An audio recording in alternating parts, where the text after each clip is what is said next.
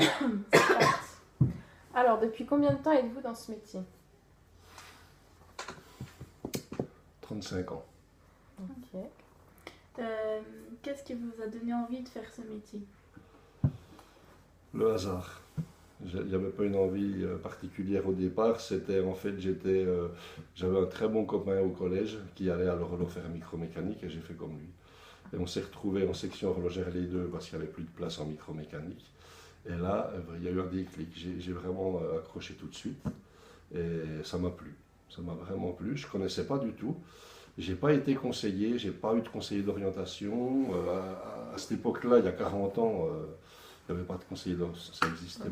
Enfin, ça existait, mais c'était pas ce que vous connaissez aujourd'hui. Donc en fait, on allait un petit peu comme ça. Et puis là, vraiment, ça m'a plu.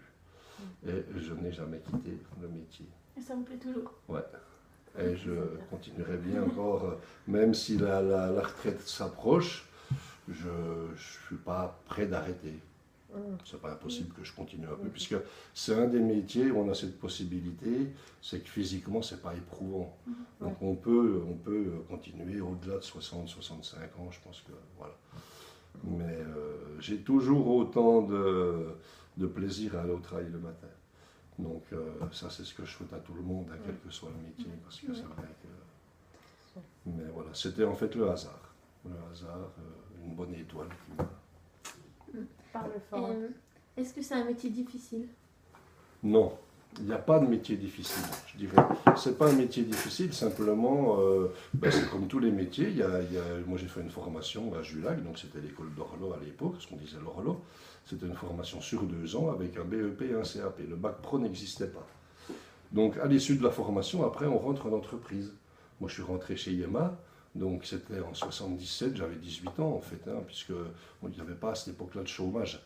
On était placé directement dans les grosses sociétés d'horlogerie qui étaient LIP à l'époque, enfin LIP fermait, elle était déjà fermée.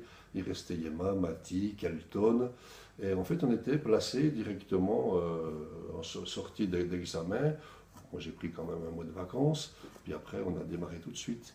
Mais ce n'est pas un métier difficile, non, non, simplement... Ben voilà, je veux dire, une banalité, c'est comme tous les métiers, il faut aimer. Quoi. Si on aime son métier, après, je veux dire, puis on apprend tout le temps, tout le temps, tout le temps. Donc, non. Et comment ce métier a-t-il évolué au début et maintenant? C'est quoi la différence Alors, il y a eu des étapes importantes dans l'évolution. Parce que moi, j'ai connu, en fait, l'arrivée du quartz. C'était dans les années 80. Où là, le continent asiatique a inondé l'Europe et une partie du monde même de montres à quartz. Et ça a fait évidemment couler pas mal de sociétés. Et moi, j'ai connu cette mutation de la belle montre mécanique, c'est-à-dire ce qu'on faisait, le tic-tac, à la montre quartz avec la pile. Donc ça a duré quand même pas mal d'années. Et puis là, franchement, il y a beaucoup d'horlogers qui ont arrêté. Parce qu'il n'y avait plus la passion, on ne faisait plus vraiment ce métier, quoi. Il suffisait de changer une pile et puis c'était fini. Donc c'est pas tellement intéressant. Et là, depuis, alors les Suisses, eux, heureusement, ne sont pas tombés dans le piège, je dirais, ils ont gardé leur savoir-faire. Et moi, actuellement, je travaille pour une société suisse, donc, qui s'appelle Audemars Piguet, qui est une marque de luxe, où on fait des très beaux produits, et où on fait vraiment beaucoup de choses en mécanique et en montre automatique. Mais la principale évolution, après il y a d'autres évolutions dans les matériaux. Par exemple, maintenant on fait des montres en céramique, on va faire des montres en carbone. Bon, il y a tout un tas de nouveaux matériaux qui arrivent sur le marché. Tous les stylistes arrivent à trouver des nouveaux matériaux ou à combiner des matériaux. C'est dommage parce que si j'avais eu cet entretien dans la société dans laquelle je travaille, je vous aurais montré des produits. Mais bon, là, je ne peux pas les sortir malheureusement. Mais l'évolution va vers des nouveaux matériaux, plus design, plus... Mais, et puis on cherche toujours à améliorer en fait la montre automatique, à apporter des complications, d'autres complications, tout ça. Donc, mais je pense que même en retraite, je n'aurais pas fait tout le tour de l'horlogerie. Il y a tellement de choses qu'on ne peut pas. Ça évolue aussi au niveau des machines? Bien sûr. Mais alors, au niveau des machines de contrôle, au niveau de la fabrication, puisque évidemment, même à l'établi, un horloger, quand j'ai commencé, on avait un outillage manuel qui est remplacé maintenant par des appareils électroniques. On va contrôler tout de suite, on va avoir un résultat. Et effectivement, malgré tout, on garde quand même, parce que les horlogers ont ce défaut, je dirais, c'est qu'ils n'aiment pas les changements. On aime bien travailler avec nos mains et avec nos outils. Et le fait qu'on nous impose progressivement, ben oui, des machines à commande, soit numériques ou, ben, on aime un peu moins. Mais c'est l'évolution. C'est l'évolution. Il y a une évolution, c'est clair. Et puis pour les femmes, leur rôle, est-ce qu'au début il y avait beaucoup de femmes en horlogerie? Oui, beaucoup plus que d'hommes. Et maintenant c'est à peu près pareil? C'est le contraire. Ah oui? Oui. Ah oui, il y avait plus de femmes. Oui, moi quand j'ai commencé de travailler dans un atelier, alors on était à peu près une trentaine de personnes, il y avait 25 filles. On avait tous entre 18 et 25 ans à l'époque. Oui. On était très peu de garçons. Il y avait beaucoup de filles, et même dans la classe où j'étais à l'horloge, sur une classe de 25, il y avait... ah non, ça c'était le contraire, c'était avec 3 filles, pardon. Ouais, on avait 3 filles pour 22 garçons. Donc, mais par contre, chez Yema, quand je suis arrivé là, c'était que des filles. Et ça a changé. Mais bon, il y a un équilibre. Ouais. C'est pas un métier qui est fait plus pour les hommes que pour les femmes. C'est un métier qui est fait pour tout le monde. Ça veut dire. Ouais. Moi, j'ai des très bons amis qui travaillent en Suisse, qui sont sur des grandes complications, qui ont un niveau 10 fois supérieur au mien. Quoi. Donc, pourtant, moi, je suis chef d'atelier. Mais c'est voilà.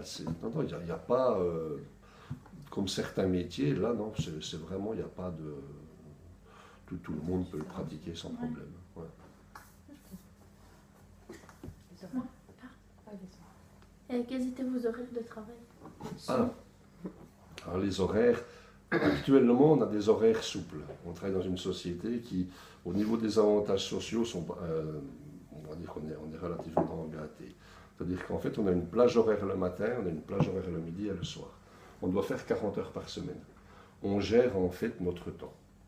C'est-à-dire que je peux très bien aller à 7 heures le matin ou 8 heures, ou 7h30, quart. On a cette fourchette d'embauche le matin de 7 à 8. On a une plage horaire le midi qui est de 11h30 à 14h, et le soir de 16h à 17h.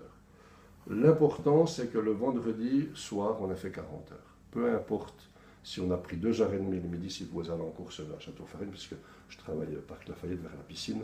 Donc si le midi, je vais aller à Château-Farine ou faire les magasins, je peux prendre 2h30, il n'y a pas de souci.